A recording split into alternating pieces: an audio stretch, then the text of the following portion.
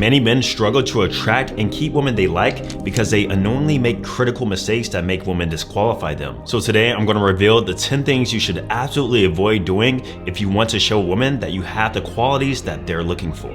Starting off with number 1. And that is sending explicit pictures of yourself. Guys, if you are sending nudes to women, especially women you don't know, you are making a grave mistake. First off, we live in a world where everything lives forever. Now, if you're, late 20s, early 30s, back when we had the Razor flip phones, maybe you could get away with it. But nowadays, with the world of technology, social media, I promise you, more than likely, somebody can save that information without you even knowing. The reason why I know this is because I've done it. I've had girls send me nudes on Snapchat, thinking that it disappears. I've had girls send me, disappearing WhatsApp messages, but little do they know, I got multiple phones. I got systems and things where I can save pictures. Like, guys, in this day and age, it's just in your best interest to not do it. Save yourself some future heartache. Think about it. What if you get famous or popular one day and now you got nudes somewhere out there just being floated around? Guys, never do it. And plus, from an unsolicited perspective, that's something you should never do, because women don't even like dick pics. Like, they actually don't like it. It turns them off. So sending something that's unsolicited is going to be more of a turn off than a turn on. However, there is a right way to do so, and the way you guys should do it is by doing a little tease. Now, first off, I only think you should do this for women you are actually seeing long term. But what you want to do is show like a little print in the mirror, maybe pull your pants down like halfway, like give a little tease there. Don't just like plot the shit out and be like, oh, here's my dick. Nah, that's a turn off. Don't do that, bro.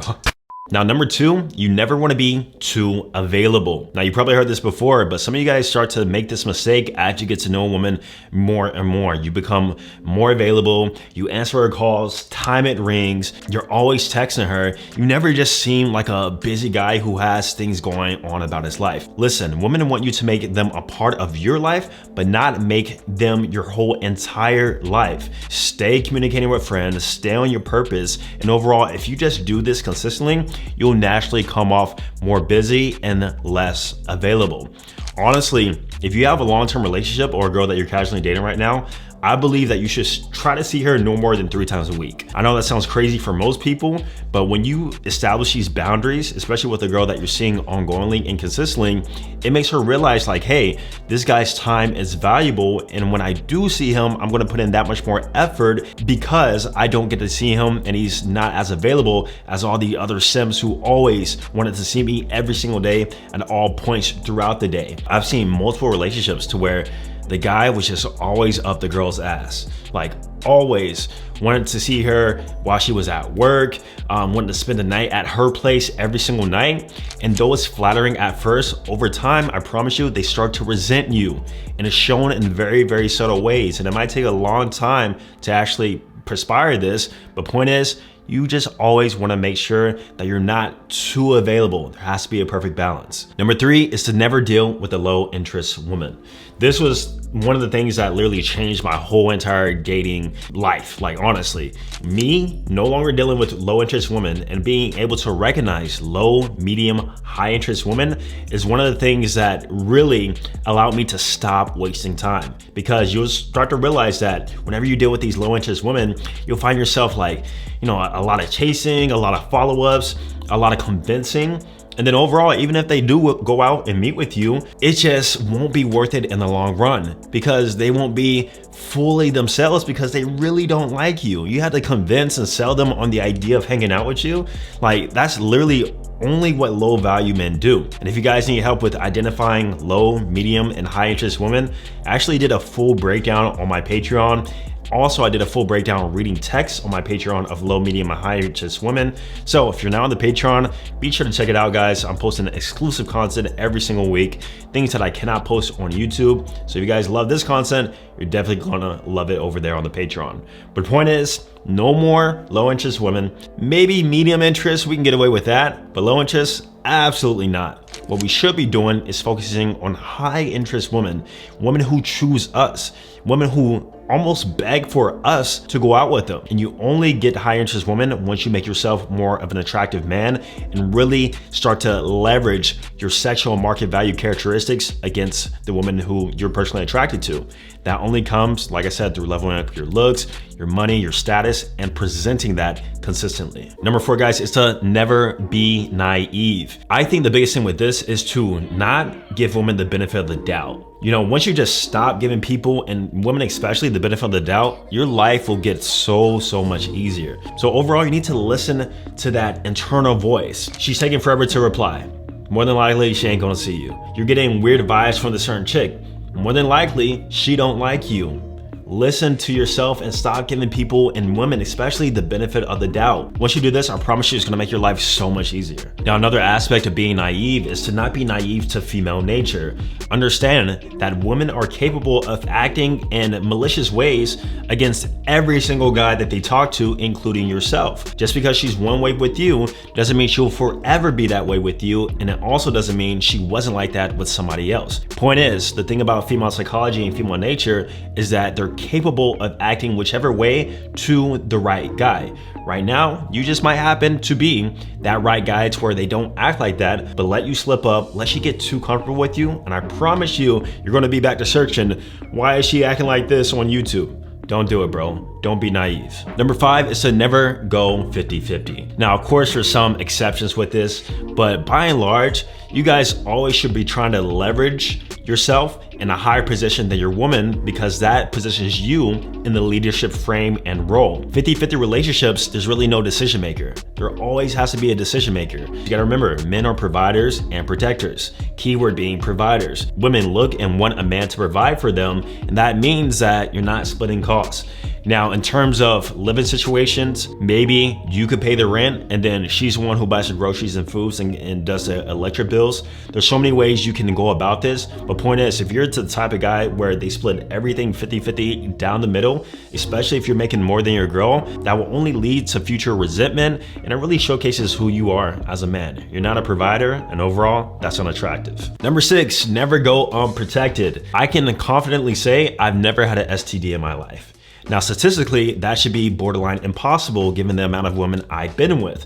But the reason I can say that is because I've always wrapped it up. Now, the reason why a lot of you guys go unprotected is because you're emotional. You do things in the moment. You know, you're not really rational or logical. You don't think about the future and the negative side effects or downsides that comes with thinking in the moment. You're unpredictable, you're irrational. And point is, you need to start thinking like seriously about your health. One wrong move can really ruin your life forever. I tell this story every now and then, but I remember I had this really attractive chick, man, like probably the most attractive chicks I dealt with at the time. This was back in like 2021, late 2020. And we've been out on a few dates. And as we're about to, you know, make the move, go have the business meeting, she stops me and was like, hey, I want to tell you something. I'm like, what? And she was like, I have genital herpes. And now, I highly appreciate her for telling me this, but point is, a lot of girls don't tell guys, or what if she didn't tell me? You guys singing in the moment would have gone in, raw dog, and now you got herpes for the rest of your life, bro. It could be really that fast. So start wrapping it up, and you'll thank yourself in the long run, not only from STDs, but also obviously having kids. Number 7 is to never let yourself go. This is more for my relationship guys, my guys in long-term relationships. I promise you, I always see these videos on TikToks and even these Facebook couples to where they're showing like a before and after, and they both got fat. They both let themselves go. Now, I understand if like she lets herself go, but you don't. But if you both are letting yourself go, that means you both have bad habits, and that means you both aren't trying to make your partners happy in the long run. If you're in a long-term relationship, you can never get comfortable. You always have to act as if literally tomorrow you can be single. And what happens when guys are single tomorrow? All of a sudden they start caring about their appearance when they should have cared about their appearance the whole entire time. Also, when you keep making yourself more attractive and you don't get comfortable, this sparks something called competition anxiety in your girl, which makes her want to do more for you and make herself more attractive. So it's a win-win overall. So never get complacent in your looks, especially long term. Number 8 is to don't show emotional weakness. Now, if you've been with a girl for a very long time, I'm talking 3, 4, 5+ years, every now and then to show some vulnerability, express your feelings, that's fine. Point is, you don't want to do it all the time. And I'm saying all the time, especially for you emotional guys out there. Us guys, we've always heard that guys are very logical, emotionless, but I've met some emotional dudes, man. You guys who are always like crying about something or always have a problem with something, it seems like your life is like never okay, and you outwardly express that to your social media, to your girl, to your friends, which is fine in most cases. The point is, you want to limit that emotional vulnerability, especially with women around you, because one, you want to frame yourself in a platonic friend sort of guy. You don't want to frame yourself in a position as the platonic or that friend guy. And number two, you lose your sense of stoicism and your rock and hardness to a woman who looks up to you as that protector. You want a man who is calm, who doesn't get derailed, who doesn't go to them to be the therapist. And yes, I know it sucks. I know as a man, life is hard, but life is hard for every gender. We both have our pretty much pros and cons that we have to deal with. And one of the cons of being a guy is that you should not be emotionally vulnerable, especially all the time. The more that you learn to be stoic with your emotions, the more it's actually very hard to cry. Like, I literally can't even remember the last time I cried. I think for me to cry, my whole family might have to get murdered, honestly. But that's just me personally. I'm not that emotional of a guy, but I've trained myself to be that way over the course of time. Number 9 is that you don't want to settle for relationships. I see this all the time. The guys who want a girlfriend, so the first girl they start talking to, they immediately start pedestalizing her, start romanticizing this relationship with her. When point is, she hasn't proven anything to you why she should be a girlfriend long term. So never settle. If anything, you should be more strict on what qualifies for a girl to be in your life long term, and you should vet. And vetting is really a long process. I believe you guys should vet minimum 6 months if you want a girl to be your girlfriend. Overall, throughout this vetting process, not only do you go through her history to see her background, how she is with people, her patience levels, but to also prove to you why she should be a girlfriend in the first place. A lot of these girls are not deserving of a long-term relationship. You will only know that once you dealt with them for 6 months to a year. I'm telling you, most of these girls are amazing actors. You would think she's one way within the first few months, but then get to month 3, month 4, you start to realize she was a totally different person, and you didn't know that because you settled. And an easy question you can ask yourself to see if you settled, ask yourself, would Austin Dunham date this chick? Would Austin Dunham approve of me dating her long term? Even would Austin Dunham approve of me casually dating her or even hooking up with her for the night? If the answer is no, that's a clear sign that you settled, and you should focus on improving rather than settling. Now, lastly, guys, you don't want to be too red-pilled. I understand that the red pill wave is sort of dying down, and it had a big hype back in 2020 and 2021. However, I still come across guys who are intensely red-pilled to the point where it almost comes off like they hate women. Now, obviously, I am very red pill. I understand female nature. I understand female psychology. However, I don't hate women. I also tried not to be negative towards every situation of long-term relationships or even casual relationships. I just know what to expect. Nothing surprises me anymore. And I have an answer as to why people act the way they do. It's all really rooted within biology and evolutionary psychology. The reason why she flaked on you, the reason why she doesn't like you that much is because you did these things, or there was another better option, aka hypergamy. You just overall tend to accept it. This is just the way it is. It's always been that way. It's just more amplified now because of social media and the world that we're living in. However, you don't want to hate it. Once again, we accept it and we learn and we adjust. Honestly, anything a girl does at this point, I could literally be seeing a girl for probably 5 years, and if she decides to wake up and leave me tomorrow, I'll be like, yeah, I expected that. Literally nothing surprises me anymore. And I would probably know the reason why without even having to ask her. So once you do understand female nature, once you are to some degree red-pilled, don't go outwardly expressing your ideas, especially to women, because the red pill is almost like a secret society. You see a guy who's red-pilled, like you give him a nod, you don't outwardly express red pill on your t-shirt or talk about ideologies all day. Like, no, don't do that, bro. Point is, we want to use the red pill to have better relationships, not to make our relationships worse. So by following these guidelines, you should now navigate relationships with confidence and avoid common pitfalls that many men will face.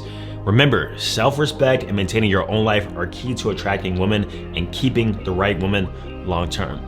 Don't forget to check out the Patreon down below, and I'm gonna see you guys in the next video. Peace.